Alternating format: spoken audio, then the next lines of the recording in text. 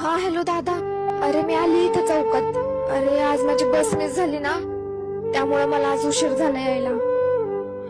बरं ऐक ना, माझी चार्जिंग पण संपत आलीये, 1% उरलीये. तू आहे ना चौकातच ये, मी इथंच थांबते. आणि प्लीज थोडस शिट. पम्या आयटम बघ ना कसं कडक आहे. ओ मॅडम, सोडायचं का घरी?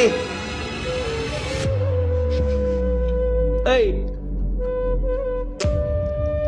मी काय म्हणतो, ती जर तयार झाली तर तू काय सोडणार आहे काय तिला? अय, ती सिगरेट दे इकडं. काय एकटाच घेतो काय? ठीक आहे, तू सिगरेट घे आणि आम्ही सगळे तिला घेतो.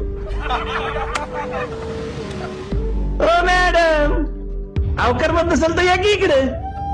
म्हणजे कसं होय, आम्ही करमणूक करू.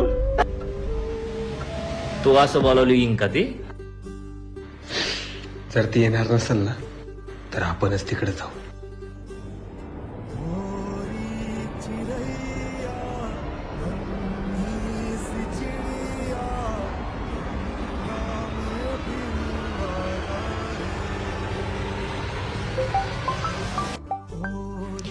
ए थांबा, बहिणीचा फोन आहे.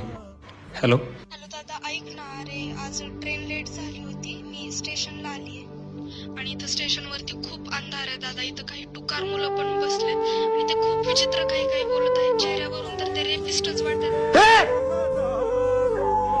तुला काय झालं ना, मुंडकासाठी एकेकाचं. तू नको काळजी करू, मी पोहोचतोय तिथे. चला रे. थांबा.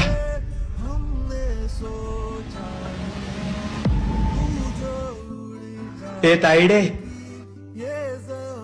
सॉरी. ओके चल, गाडी काढ. ए, आम्ही पण येणार. ती जशी तुझी बहीण आहे ना, तशी आमची पण बहीण आहे. मग ही पण कोणाची तरी बहीण असेल ना.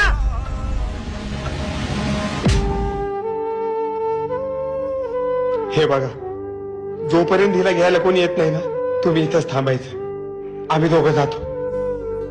प्रत्येक मुलांनी एक गोष्ट समजून घेतली पाहिजे. एकटी मुलगी म्हणजे संधी नसते. ती कोणाची तरी मुलगी, कोणाची तरी बायको आणि कोणाची तरी बहीण असते.